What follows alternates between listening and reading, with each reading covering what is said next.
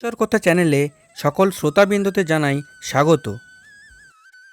কথিত শ্রী শ্রী রামকৃষ্ণ কথামৃত উদ্বোধন কার্যালয় শ্রীযুক্ত কেশবচন্দ্র সেনের সহিত ঠাকুর শ্রী শ্রী রামকৃষ্ণের নৌকাবিহার আনন্দ ও কথোপকথন চতুর্থ পরিচ্ছেদ।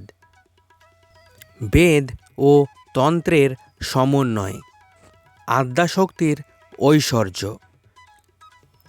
যেমন জল, ওয়াটার, পানি। এক পুকুরের 3-4 ঘাট। এক ঘাটে হিন্দুরা জল খায়, তারা বলে জল। এক ঘাটে মুসলমানেরা জল খায়, তারা বলে পানি। আরেক ঘাটে ইংরেজরা জল খায়, তারা বলে ওয়াটার। 3 একই, কেবল নামে তফাৎ। তাকে কেউ বলছে আল্লাহ, কেউ বলছে গড, আবার কেউ বলছে ব্রহ্ম। কেউ কালী, কেউ বলছে রাম, হরি, যিশু, দুর্গা। কেশব সহাস্যে বললেন, কালী কতভাবে লীলা করছেন, সেই কথাগুলি একবার বলুন। শ্রী শ্রী ঠাকুর আবার সহাস্যে বলিতে লাগিলেন, তিনি নানাভাবে লীলা করছেন। তিনি মহাকালী, নিত্যকালী, শ্মশানকালী, রক্ষাকালী, আবার শ্যামাকালী। মহাকালী, নিত্যকালীর কথা তন্ত্রে রয়েছে। যখন সৃষ্টি হয় নাই, চন্দ্র, সূর্য, গ্রহ, পৃথিবী ছিল না, নিবিড় আঁধার, তখন কেবল মা নিরাকারা মহাকালী মহাকালের সঙ্গে বিরাজ করছিলেন।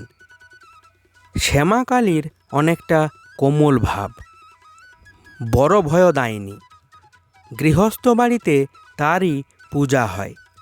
যখন মহামারী, দুর্ভিক্ষ, ভূমিকম্প, অনাবৃষ্টি, অতিবৃষ্টি হয়, রক্ষাকালীর পূজা করতে হয়।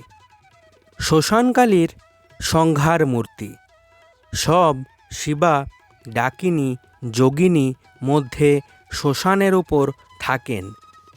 রুধির ধারা, গলায় মুন্ডমালা, কোটিতে নরহস্তের কোমরবন্ধ। যখন জগৎ নাশ হয়, মহাপ্রলয় হয়, তখন মা সৃষ্টির বীজ সকল কুড়িয়ে রাখেন। গিন্নির কাছে যেমন একটা নেতাকেতার হাঁড়ি থাকে, আর সেই হাঁড়িতে গিন্নি 5 রকম জিনিস তুলে রাখে। হ্যাঁ গো, গিন্নিদের ওই রকম একটা হাঁড়ি থাকে।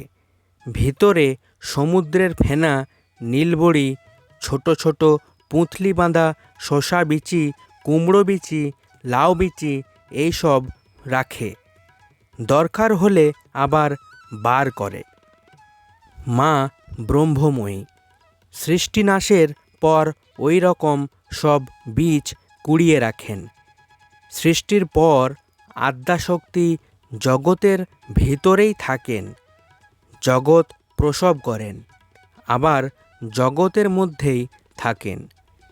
বেদে আছে ঊর্ধ্বনাভির কথা, মাকড়সা আর তার জাল।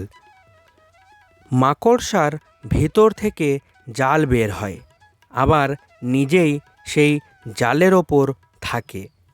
ঈশ্বর জগতের আধার ও আধেয় দুই। কালী কি কালো?